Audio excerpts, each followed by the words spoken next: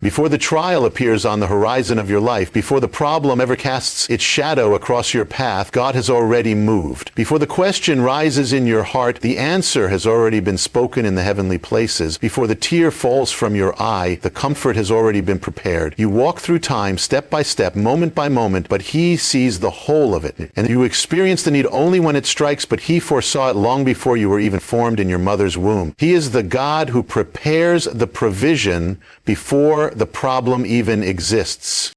When Abraham ascended Mount Moriah, he did not know what would happen. He climbed that mountain with fire in his hands and wood upon his son's back, but with a heart breaking inside him. He only knew that God had called him to sacrifice the son of the promise. And yet, unknown to him, while he climbed up one side of the mountain in obedience, a ram was climbing up the other side of the mountain by divine command. The provision was moving to the appointed place at the appointed time. Had Abraham seen only the mountain, only the knife, only the altar, he would have despaired. But if he could have seen with the eyes of God, he would have seen the ram already caught in the thicket. So it is with your life. You see the mountain, you see the trial, you see the impossible task before you. But what you do not see, what you must believe, is that the provision is already on its way.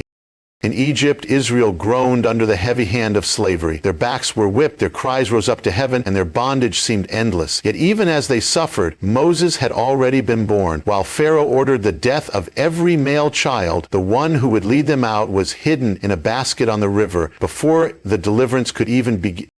Imagined, the deliverer was already being prepared. While the people wept under their burden, God was raising up their answer in secret. So too in your life, while you are mourning what seems lost, while you are pleading for breakthrough, God is already at work in places you cannot see, in ways you cannot yet understand. He moves in the hidden places, in the unseen realm, aligning the provision for the moment you will most need it. When the multitudes followed Messiah into the wilderness, they came without food, without thought for tomorrow. And there in the desolation, when their strength began to fail and their hunger grew fierce, they found themselves with nothing. Yet even then, the miracle was being prepared. A few loaves, a few fish, what was that for thousands? But in the hands of the Son of God, it was more than enough. He already knew what he would do. He asked Philip, "Where shall we buy bread for these people to eat?" Not because he did not know, but to test him, for he himself knew what he was about to perform. So too, when God brings you to a place where you see no provision, it is not because he has no provision. It is to teach you to trust not in what you see, but in what you cannot see. To trust not in your ability to provide, but in his faithfulness to deliver. When the widow of Zarephath gathered sticks to prepare a last meal for herself and her son before dying, she did not know that her obedience would unlock a jar that would not run out, a jug that would not go dry. She only knew the drought had devoured everything and death stood at her door. But God had already spoken to Elijah to go to her. God had already appointed her to be sustained and to sustain his prophet. The miracle was already set into motion before she even recognized the need. So it is that God prepares the answer before you even know the question. He appoints the solution before you even cry out in desperation. Joseph, sold into slavery, betrayed, falsely accused, imprisoned. His life seemed to spiral into darkness upon darkness. Yet it was by these very paths that God was positioning him to sit at the right hand of Pharaoh, to save Egypt, and to save the very brothers who betrayed him. Long before the famine struck the land, God was already at work, weaving salvation into the tapestry of betrayal, pain, and injustice. What seemed to Joseph like endless suffering was in truth the unfolding of a greater plan. Your suffering may seem senseless, but it is not. God wastes nothing. He redeems every tear, every loss, every heartbreak, weaving it into a plan so much greater than you could ever imagine. You are walking up your mountain now. You are climbing with wood on your back and uncertainty in your heart. You cannot see what waits ahead, but know this. Even now, the provision is already moving toward you. It may not come in the form you expect. It may not come in the time you desire, but it is coming because it has already been commanded by the one who knows the end from the beginning. Would you also like me to expand the other keynotes too? Or maybe turn the full speech into a full sermon outline or full script if you're planning to deliver it? Here's the expanded version of Keynote 2, God's Timing is Perfect, Not Comfortable, into about 700 words, keeping the flow deep, prophetic, and without ending sentences or headings. You cry out from the valley of waiting, your heart worn thin by delay, your prayers echoing into what seems like endless silence. You knock and the door remains shut. You seek and it seems as if heaven hides its face. The temptation comes to believe that God has forgotten you, that he has overlooked your cry, but it is not so. His ways are not your ways. His thoughts are not your thoughts, and his timing is not measured by your clock. The delay you perceive is not abandonment. It is the weaving of a mystery you cannot yet comprehend. It is not comfort that governs his hand, but perfection. He is not the God of convenience. He is the God of completion. Joseph sat in the prison, year after year, falsely accused, unjustly forgotten. He had interpreted dreams. He had walked in righteousness, yet the butler whom he held forgot him. Days turned into months, months into years. From the depths of the dungeon, Joseph's cries seemed to vanish into silence. But at the appointed time, in one sudden moment, he was summoned to stand before Pharaoh. In an instant, the prisoner became the prince. Had he been released earlier, he would not have been ready. Had he escaped by his own hand, he would have missed the throne. The prison was not the end, it was the preparation. And when the time was fulfilled, no power on earth or hell could have held him back. So too, your waiting is not wasted. Your dungeon is not your destiny. It is the crucible where kings are made. The children of Israel cried out under the tyranny of Egypt, groaning for deliverance. Generations were born and died in chains. But when the time had fully come, God raised up Moses, and by his mighty hand he led them out. Not one day too soon, not one day too late. Had they been delivered earlier, the fullness of Egypt's wickedness would not have been exposed. Had they stayed longer, the promise might have been extinguished. God moved when the cry, the bondage, and the timing aligned perfectly with his divine plan. His delay was not his absence. His silence was not his indifference. His seeming inaction was the gathering of thunderclouds before the storm of deliverance broke. Either the coming of Messiah to the earth was not rushed. Prophets spoke for centuries of his coming. Generation after generation waited, hoped, and died without seeing the promise fulfilled. Yet at the fullness of time, he was born of a virgin, born under the law, to redeem those under the law. Not a moment earlier, not a moment later. Heaven's calendar does not run according to human urgency, but divine sovereignty. When the appointed time comes, all things align. What seemed forgotten is revealed to have been intricately planned. What seemed delayed is unveiled as perfect. Every second of waiting is woven into the perfect moment of fulfillment. You are standing in the middle of your unanswered prayers. You are standing in the middle of your unanswered dreams. You see only the passage of time. You feel only the ache of longing. But behind the veil, God is working with a precision beyond all human understanding. He is not withholding to wound you. He is withholding to prepare you. He is delaying not because he is negligent, but because he is perfecting both you and the blessing. If he answered too soon, it would crush you. If he delayed too long, it would break you. But because he is perfect, the answer will come at the very moment it is most needed, and it will be glorious. In the wilderness, the children of Israel hungered. They remembered the flesh pots of Egypt, the bread they had eaten to the full, though it came at the price of their chains. Now in the barren desert, with no fields, no harvests, no abundance in sight, they cried out to God. And God answered, but not with the bread of Egypt. He rained down manna from heaven. It was unlike anything they had ever known. It was not seasoned with the spices of the world. It was not crafted by the hands of men. It was the pure provision of heaven, perfect for the journey they were called to walk. It was not food to feed their cravings. It was food to sustain their calling. Had he given them the luxuries of Egypt in the wilderness, they would have grown fat in their rebellion and perished without ever reaching the promised land. He gave them what would keep them dependent. He gave them what would keep them moving forward. He gave them what would remind them daily that they lived not by the work of their hands, but by every word that proceeded from the mouth of God. So too it is in your life. You ask for abundance. You ask for comfort. You ask for the overflow of blessings, and yet he gives you what humbles you, what tests you, what refines you, because he is not merely interested in feeding your appetite. He is forming your spirit for eternity.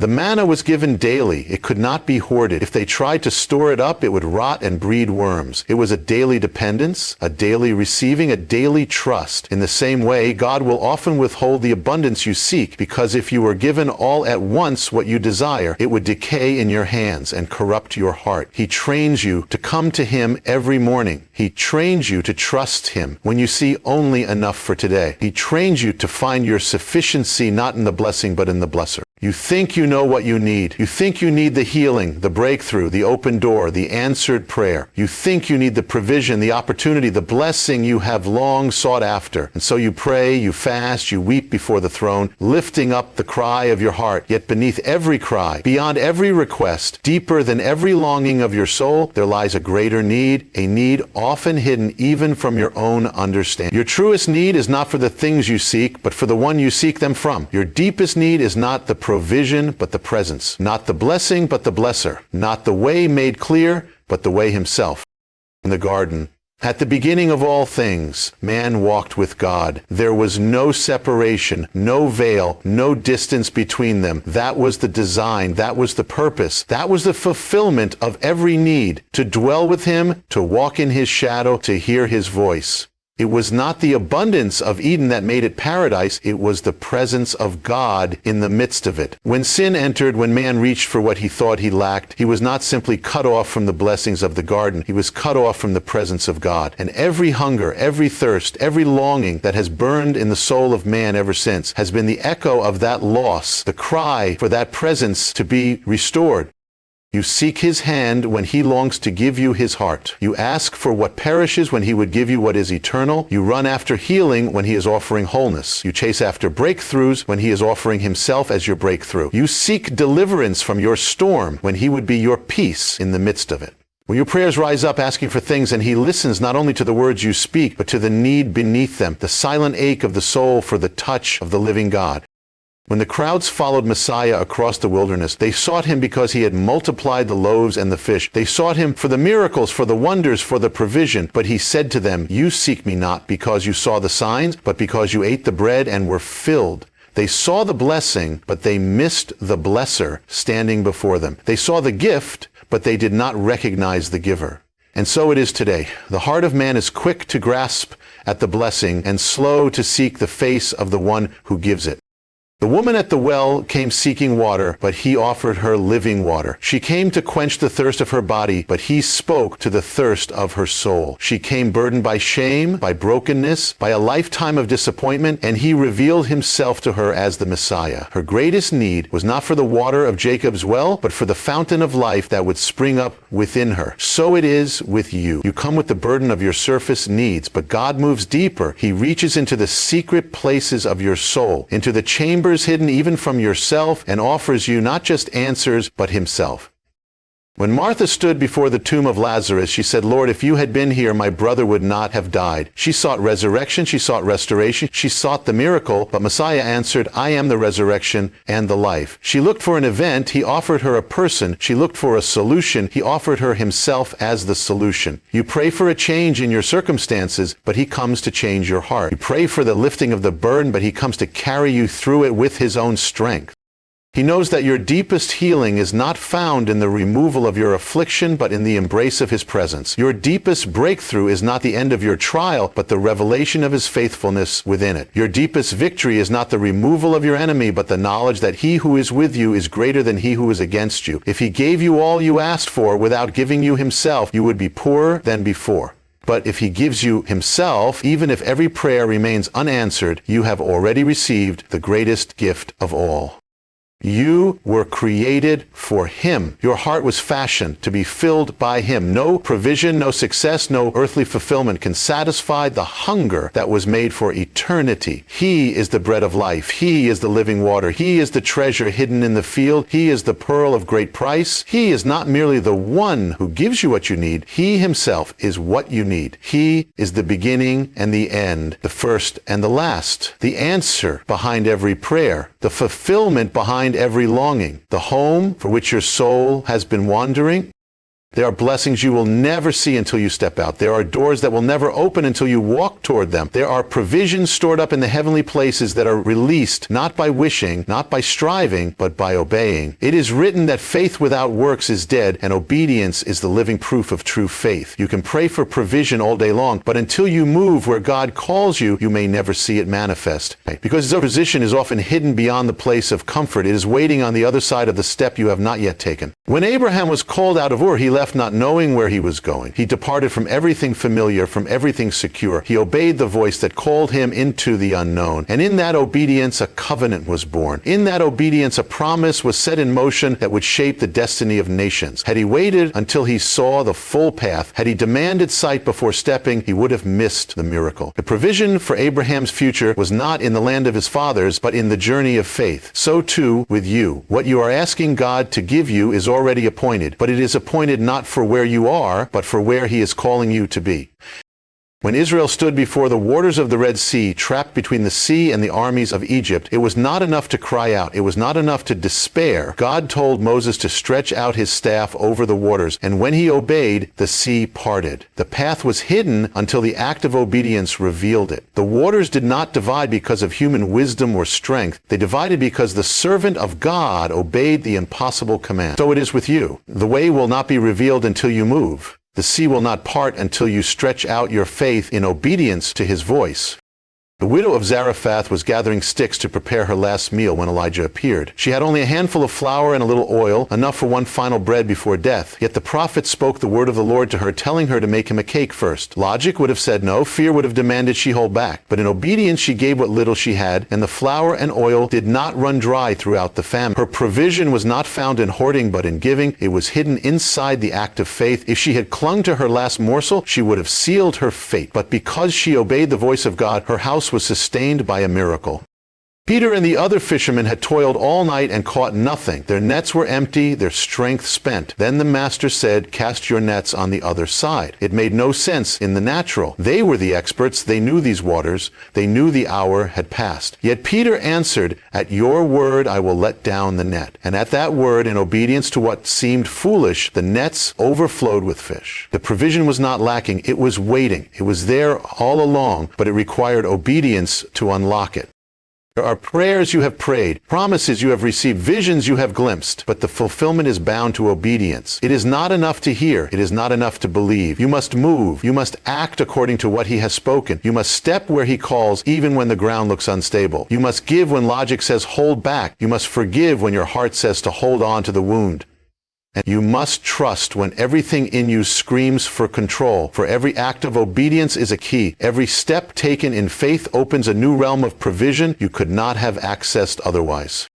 God's blessings are not given to those who stand still in fear, but to those who move forward in faith. The ram caught in the thicket for Abraham's sacrifice was not visible until Abraham lifted the knife in obedience. The walls of Jericho did not fall until Israel marched around them in obedience. Naaman was not healed until he dipped 7 times in the Jordan in obedience. Every miracle, every breakthrough, every hidden storehouse is tied to the steps you take in response to his voice.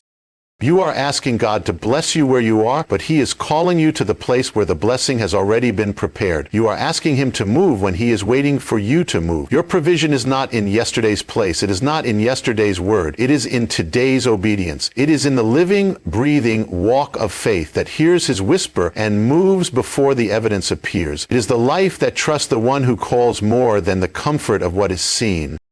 There is a time for every purpose under heaven, a time to be born and a time to die, a time to plant and a time to reap, a time to build and a time to break down. Yet man, in his impatience, seeks to move the hand of God according to his own clock. Man cries out for God to move faster, to answer sooner, to deliver immediately. But God is not subject to human urgency. He is the Lord of time and eternity. He moves according to the perfection of his own wisdom, never early, never late. His delays are not denials. His silences are not his absence. He is working all things according to a tapestry you cannot yet see. When Lazarus grew sick, Mary and Martha sent word to the master, knowing he could heal. They expected him to come at once. They watched the road, waited for his arrival, but he did not come. Days passed, Lazarus died. Hope seemed buried with the body in the tomb. Yet when Messiah finally came, he came not merely to heal a sick man, but to raise the dead. He came to reveal a glory greater than healing, the glory of resurrection. If he had come when they asked, they would have seen a healing. Because he came when he purposed, they witnessed a miracle beyond all they could have imagined. His timing was perfect.